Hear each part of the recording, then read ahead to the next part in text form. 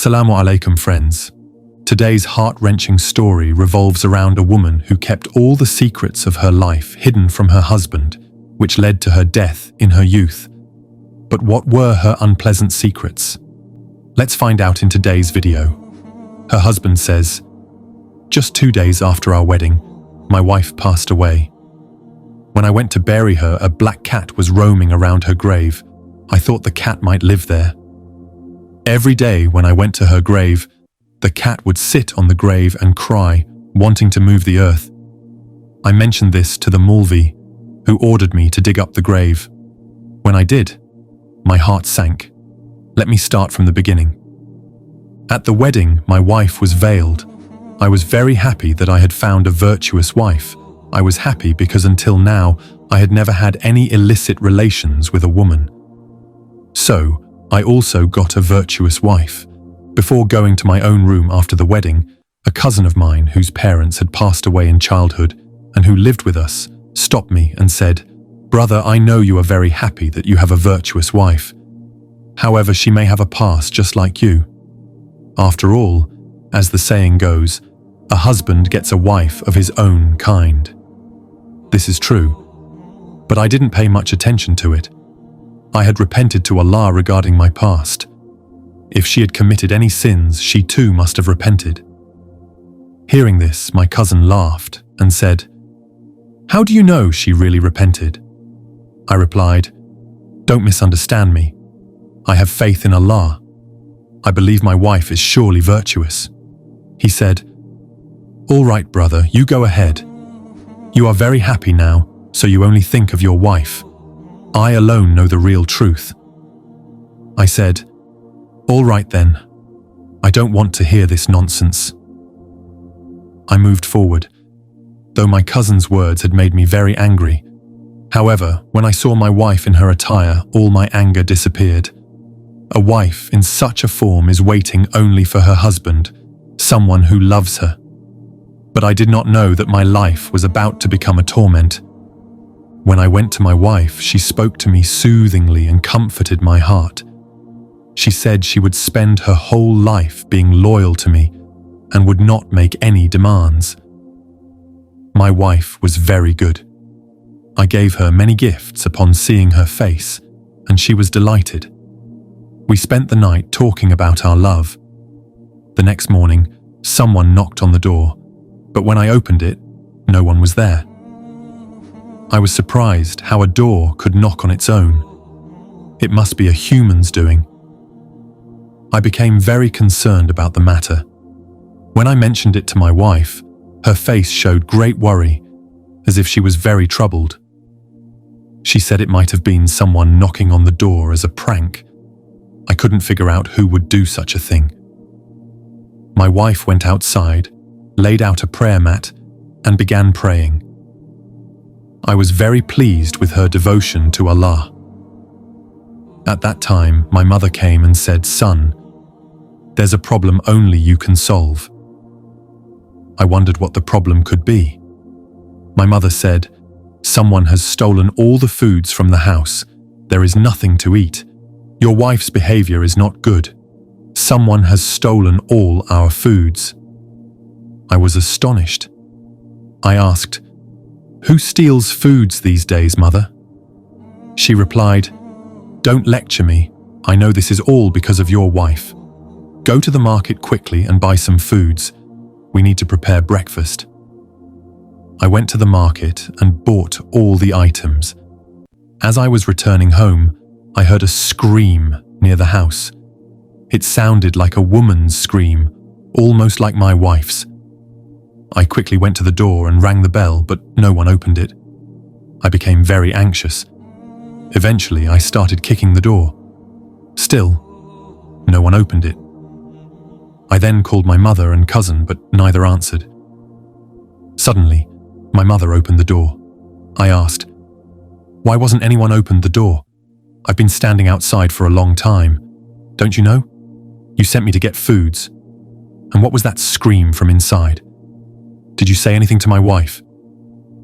My mother said, "No, son, what could I say to your wife? I was in the washroom, so I was late." Saying this, she went inside, but she couldn't meet my gaze, as if she was hiding something from me. I hurried to my room and saw my wife sitting comfortably. I asked her what happened. My wife replied, Nothing happened here. I said, I was banging on the door for a long time and you didn't open it. Why? She said, it was my mistake. I'll be the one to open the door from now on. I asked her, then why did I hear screams coming from here? Who was screaming? My wife, frightened, said she didn't know anything. I told her at least she could tell me who made that noise because I was sure it came from our house. She said, you might think so, but nothing happened. I was amazed by her words. It took a long time to prepare the food with the items I had bought.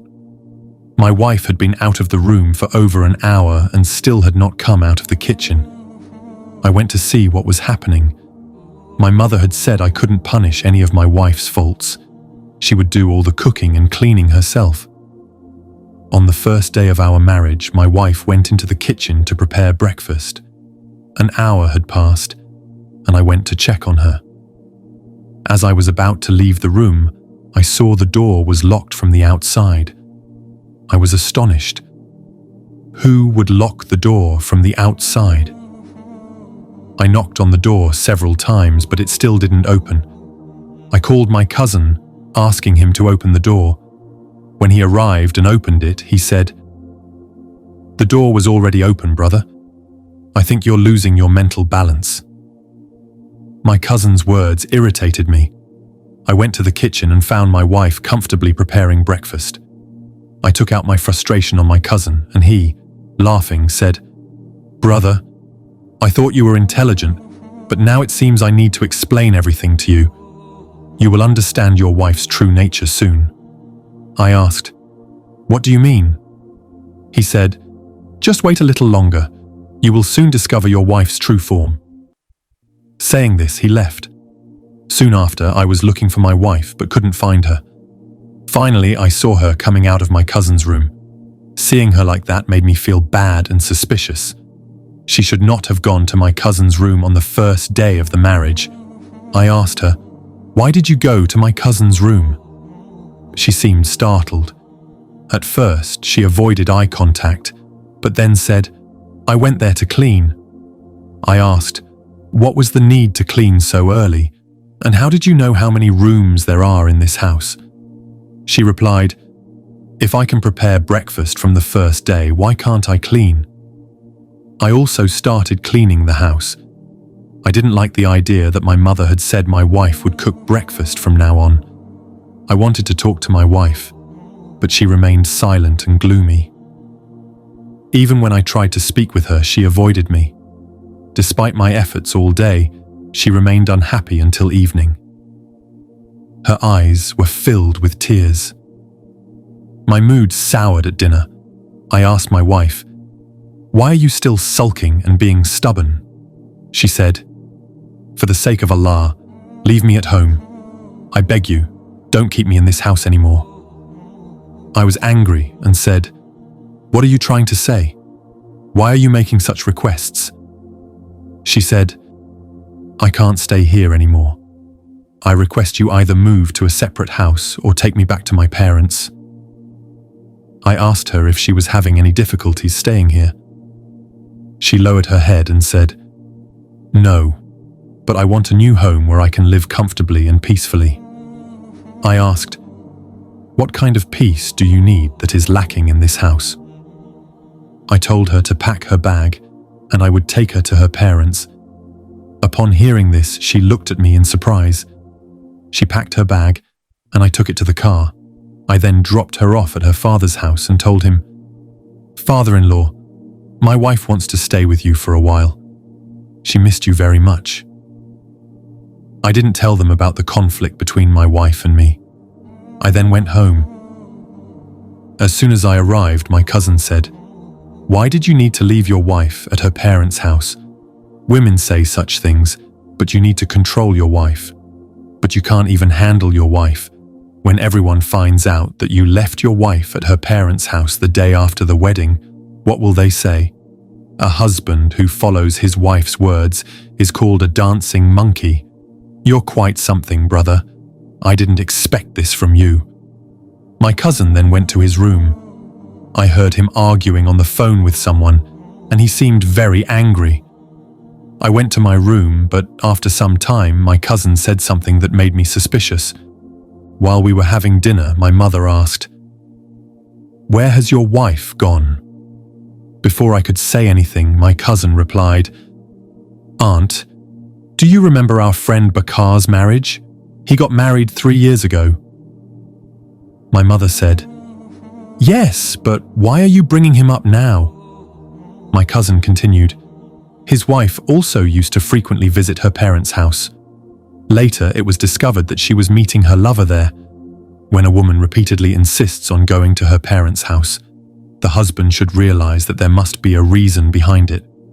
Women don't leave their husband's home and stay at their parents' place for no reason. Brother, I think your wife might have a lover too. Otherwise, she wouldn't go to her parents' house over such a small issue. There must be something behind it." I told him, "Stop talking nonsense. I have complete faith in my wife." He said, "Brother, of course you have faith. You're blinded by her love. But we aren't blind. We see everything." I got irritated by what my cousin was saying. I told him, "I'm going to bring my wife back from there right now, this very moment, and if you say another word after that, it won't be good for you." As I was about to leave, my cousin, laughing, said, "Your wife returned a little while ago, and you don't even know about it. See for yourself, she didn't think it was necessary to inform you." I was shocked to hear this. If she had returned, why hadn't she come to see me? Why was she avoiding me? I was at home too. I was in my mother's room. Maybe she was in our room. I immediately went to our room. What I saw there made me break out in a cold sweat. I found my wife lying face down on the bed, unconscious. There was a piece of paper near her hand. Her entire body had turned blue. It looked like she had fainted. When I went closer and turned her over, I realized that her soul had left her body. My wife had died. I was stunned. When I started reading the paper next to her, the ground beneath my feet seemed to give way. What she had written in that letter was enough to shake anyone to their core. She wrote, "I apologize to my husband because I have to leave this world. I am ashamed of myself. My character is not good enough for me to look into my husband in the eye. He loves me very much, but before marriage, I had relationships with many boys. I don't consider myself worthy of my husband. So today, I am ending my life." After reading this, I felt like the ground beneath my feet was slipping away. Tears welled up in my eyes. I couldn't accept this betrayal from my wife, and on top of that, I couldn't accept her death. This news spread through the village like wildfire. Everyone gathered at our house. When her parents learned about the letter, they were shocked too. They said, "This is all lies. Our daughter was very pure. We will investigate this because it cannot be true. Our daughter was very righteous. She never even looked up at a boy in her life. This letter cannot be my daughter's." I was torn between listening to my wife's family and managing my own grief. I decided to leave my wife's situation in Allah's hands. We took her body to the cemetery for burial. My wife's father was very upset with me. He didn't even want to speak to me, as if he suspected me of being responsible for his daughter's death. Even though I found the letter next to her body, they didn't believe a word I said. So, I stayed silent. I didn't want to carry any more burden of sorrow, so I stopped paying attention to what anyone said. Then, something happened that lifted the veil of misunderstanding from my eyes, and it happened completely by coincidence. While we were burying my wife, 2 black cats were circling around her grave. I thought they might just live in the cemetery and had wandered over. In the evening, when everyone had returned to their homes, I went to pray at my wife's grave. For some reason, all the events seemed like a lie to me. It felt like there had to be some reason behind her suicide. Coincidentally, those same 2 cats were crying near my wife's grave. For a moment, I was scared. As I was about to leave, the cats started digging at the grave with their paws, moving the dirt. I was astonished at this sight. The 2 cats circled the grave. I thought I should talk to an Islamic scholar or cleric about this. There might be some other reason behind all this. I told the imam about the incident. He recited prayers at the grave and then sat there for a while. The cats were still circling the grave. The Maulvi Sahib then said, "The grave should be opened." At that time, one of my friends was also present with me. We were both terrified, but the grave digger bravely started digging the grave. As soon as the grave was opened, we saw that my wife's hands and feet were moving. Her face appeared as though she was breathing. Seeing this, I was utterly shocked. We immediately took my wife to the hospital. The astonishing thing was that those 2 cats had vanished. I saw them leaving the cemetery. After taking my wife to the hospital, the doctor said, "Your wife has gone into a coma. It could take a week, a month, or even years for her to wake up.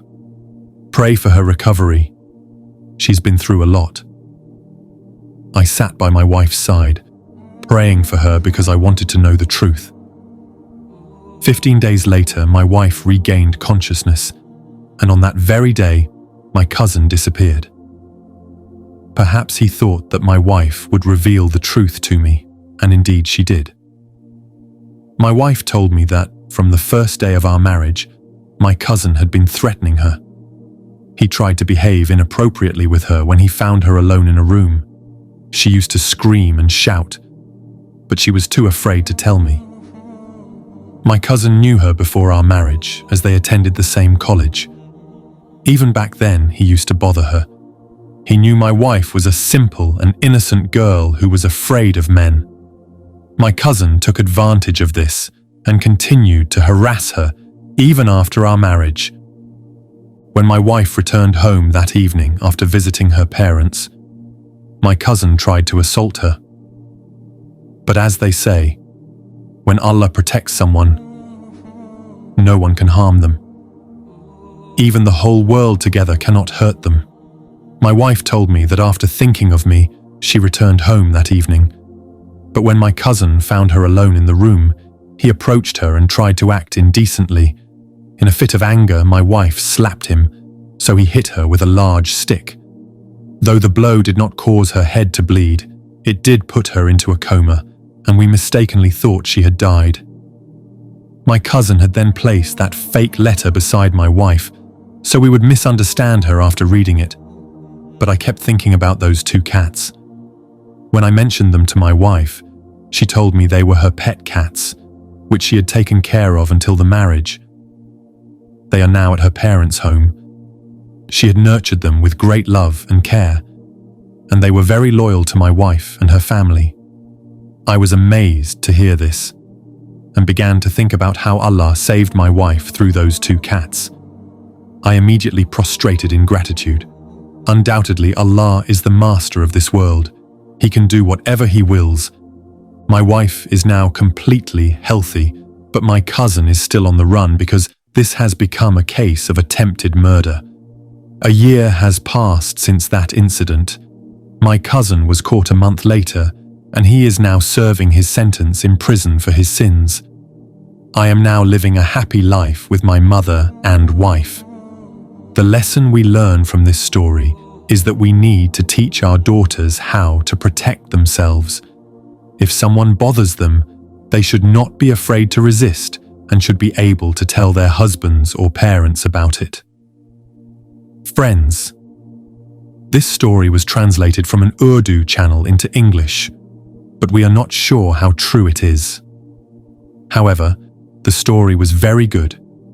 If you liked the video, Please like and comment on it. Turn on the bell icon for more such videos.